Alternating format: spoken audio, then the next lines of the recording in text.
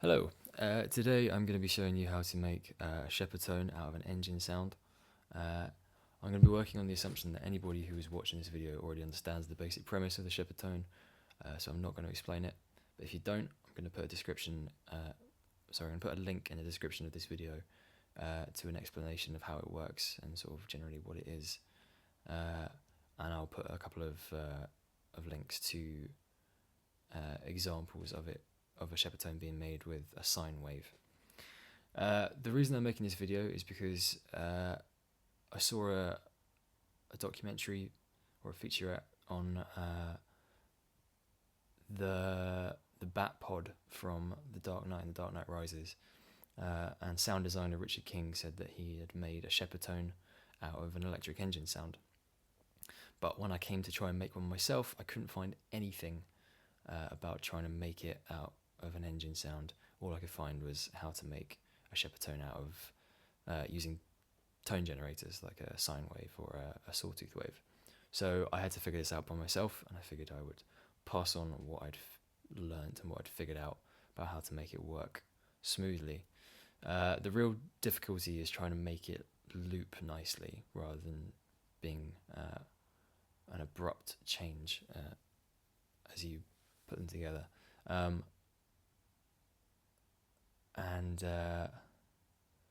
That's largely because of the hugely vast harmonic content of engine sounds. I am going to use an electric motor sound for this, and I'll show you the audio file in just a second. You can theoretically make them out of a petrol engine or a diesel engine, but I think it's quite a bit trickier.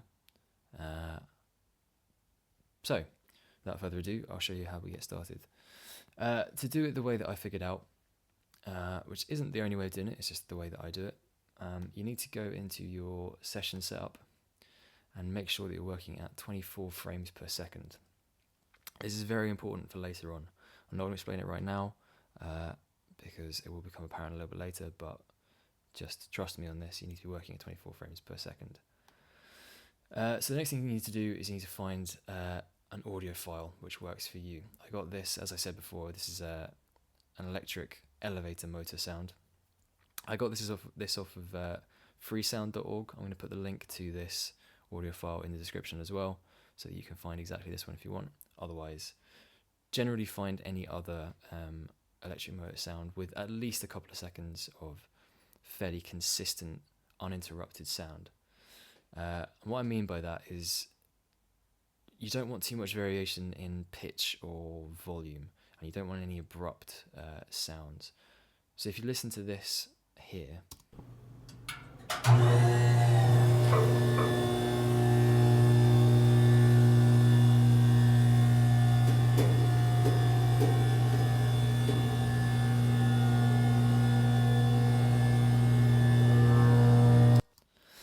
as you can see in the waveform, and you can hear it as well, there's quite a lot of clunking of mechanics and gears and stuff around here and around here, and this is quite different. The beginning of this area and the end of it are quite different in volume. Whereas if you take this chunk here, as you can see in my transport bar, I've got about 2 seconds roughly of audio, and if you just set your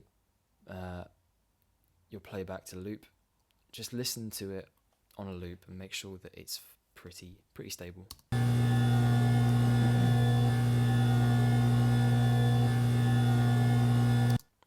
Obviously you get a bit of a pop or a bit of a jump as the loop comes around. That's because the waveforms don't match up, but we'll deal with that in just a second. So once you've got your 2 second region, I'm just going to copy it, move a bit further down the timeline and paste it in again. Zoom in a little bit. And then what I did next was I took a technique that I learnt from video game audio for making ambient loops. And what you do is you just go to anywhere in the middle of your region and just split it. And then if you move the first half of your audio to the end, I'm just going to get back to my region and move this to the start. So what you've done is you've just put the first half of your audio at the end and put the second half at the beginning. And then you just cross these over a little bit, make yourself a little crossfade.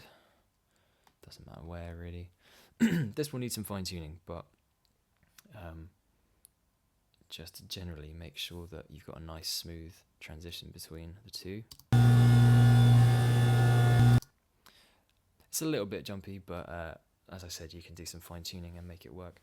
But basically what that means is by splitting it in the middle, your waveform at the end here should continue perfectly onto the beginning of your waveform here, which means that when you put them back to back like this, you should get a pretty smooth transition between them, like so.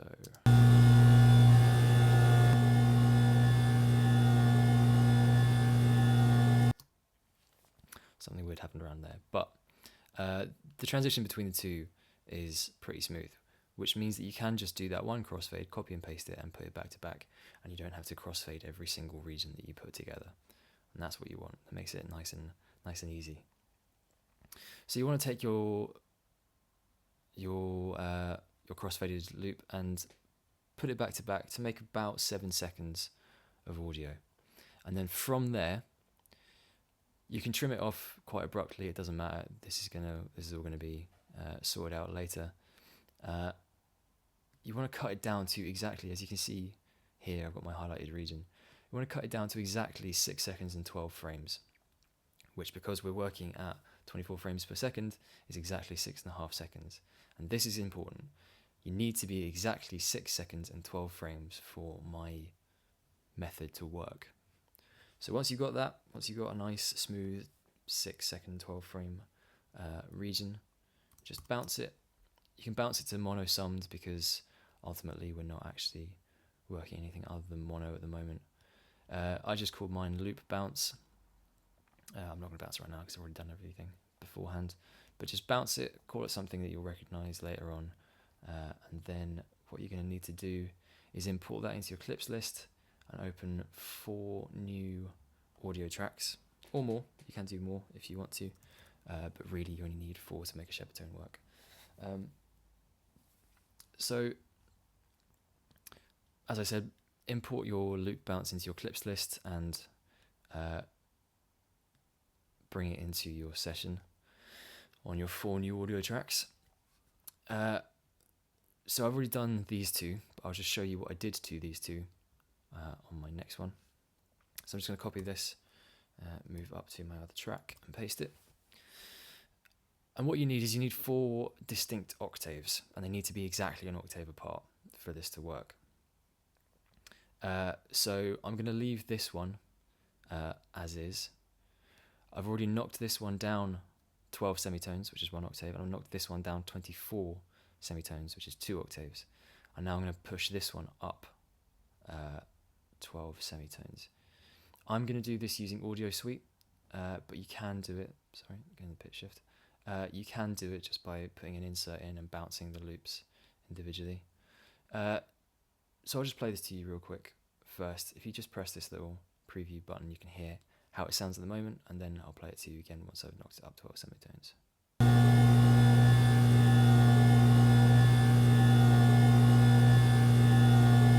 So that's my loop as it sounds at the moment. But if we just push it up 12 semitones, and you can listen to it again. It's a bit grating, but it's what we want really at the moment. So I'm just going to render that, and that'll give me my new track up here. And close this. So what I have now, if I select all 4 of these, I'll just solo them real quick, is I've got a high, my original, a low, and an even lower, and you should be able to hear that they are each an octave apart.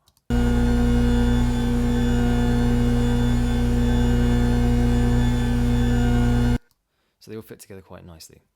But what we need to happen in order to get a smooth transition as the loop comes round on our Shepard tone is we need, I'll show you here quickly, you need your volume on your high, on your highest octave, to come from 0 dB to minus infinity dB at the bottom down here.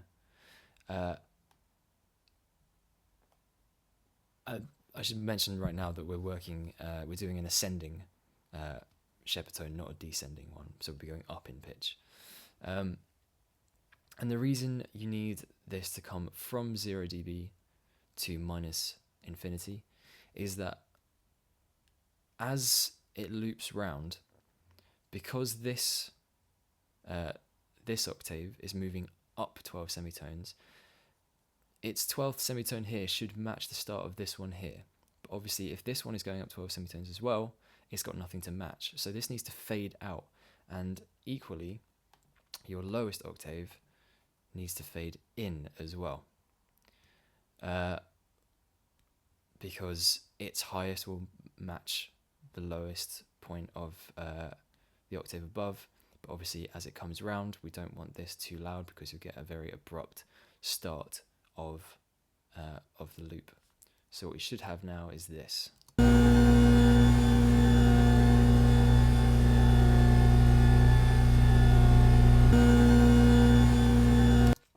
Obviously at the moment it does still sound very abrupt, but that's because we haven't done the pitch shift there, we haven't done the rise in the pitch. So for now, once you've got that, just bounce it again. Again, we're still working to mono because we're only making one track at the moment. I called this pitch bounce here. Again, I've already bounced mine, so I'm not going to do that right now. I'm just going to do this. And then open a new track.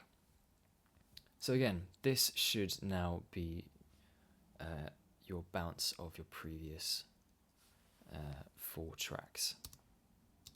Sorry. This is bust to my pitch automation here.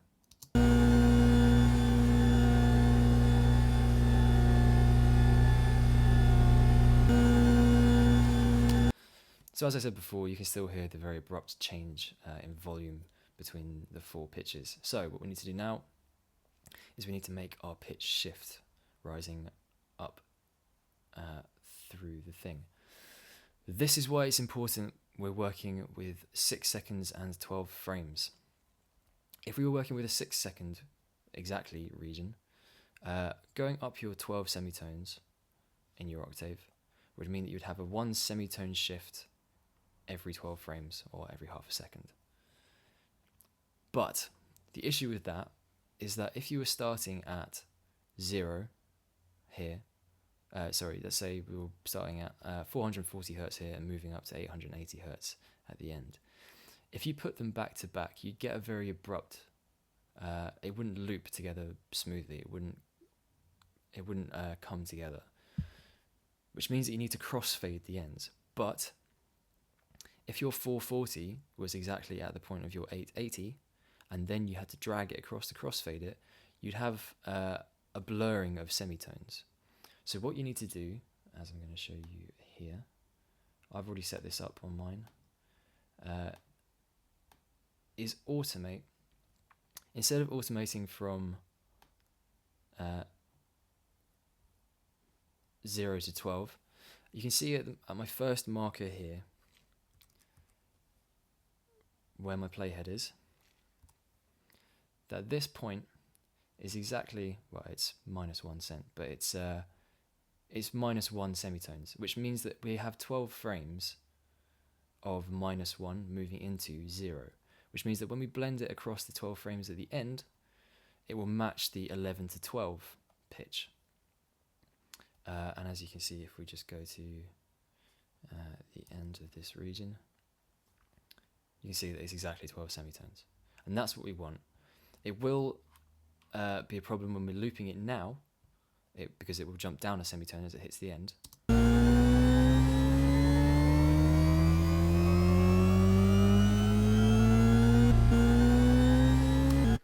But we want that. That's what we want at the moment. This is exactly how we want it to sound. We want it to have a jump down of 1 semitone at the end of this, so that we can crossfade it later. So again, from here, still bouncing it to mono, because you don't need to do anything else. I just called mine pitch shift, or pitch shift bounce. And then once again, we're just going to open another audio track, and I will show you we're doing with this. So I've already imported mine again. And this is what it sounds like after it's bounced.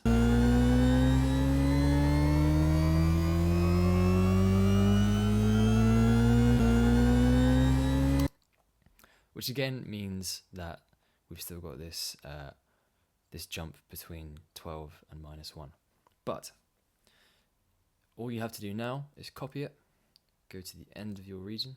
If I go to the end of my region, paste it, and then with your nudge set to exactly 1 frame, you go 1, 2, 3, 4, 5, 6, 7, 8, 9, 10, 11, 12. And because your audio region is defined by your bounce, you've only got a 12 frame overlap here, which means you can select a huge region like that. It doesn't really matter. If you whack in a crossfade, it will tell you that you've selected too much, adjust bounds, and that will give you exactly 12 frames crossfade in the middle here, which will create, or should create, a perfect Shepard tone.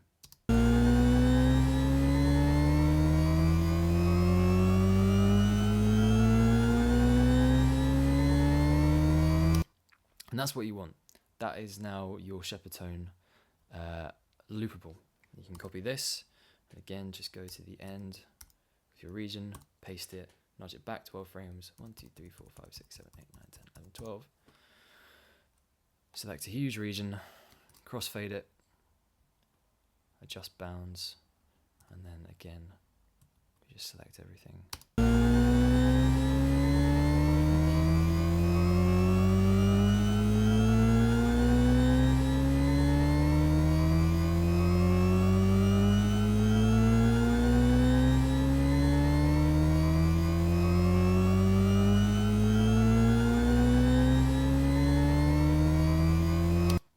And that's what you want.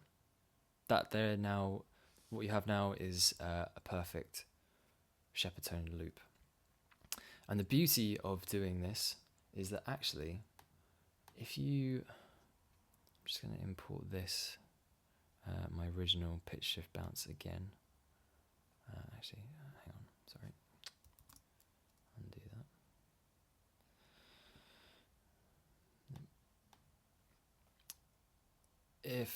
Sorry, I've messed this up now.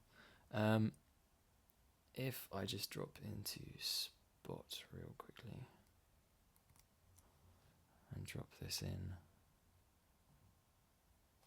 at my marker. If I then decide that I want a descending or decelerating sound, literally all you have to do is go into Audio Suite, go Other, go to Reverse, and hit Render. And that should now give us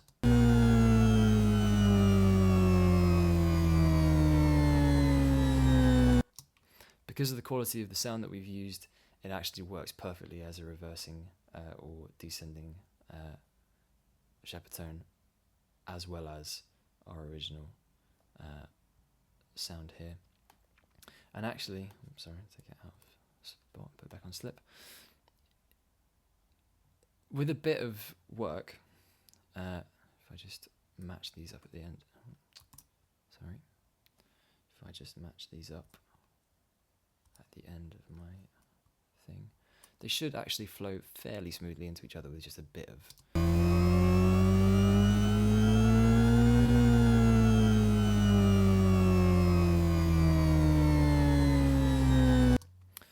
As I said before, with a bit of tweaking, you can get that to work quite nicely as an ascending into descending Shepard tone. And again, the same principle applies if you just copy and paste this reversed sound, put it at the end of the region and nudge it back 12 frames, you can blend it all in together perfectly. So I hope this has been as informative as I intended it to be. If I haven't explained anything, or if you want any further insight into everything that I've done and how I worked it out, please do feel free to drop a message in the comments or message me directly, and I'd be happy to answer any of your questions.